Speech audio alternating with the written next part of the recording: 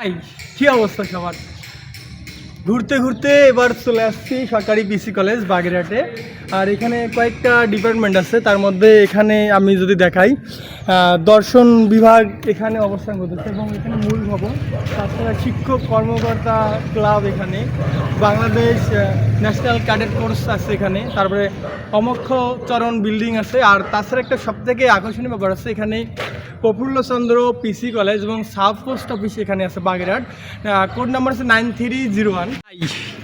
এখন আমি সরকারি প্রফুল্লচন্দ্র কলেজ বাগেরহাটে আছি। আর এটা হচ্ছে রোভার ড্রেন এখানে, আর এটা হচ্ছে তার পুরাতন বিল্ডিং।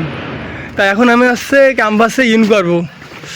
তো এটা হচ্ছে বাগেরহাটের সেই বিখ্যাত কলেজ। আর এখানে দুইটা ডিপার্টমেন্ট আমি দেখবো পিসি কলেজ, একটা হচ্ছে অর্থনীতি বিভাগ এবং ইতিহাস, যদিও দুটাই আমার এক্স ডিপার্টমেন্ট। তাই হচ্ছে এ দুটাকে খুঁজবো আর হচ্ছে কলেজটাও এক্সপ্লোর করবো।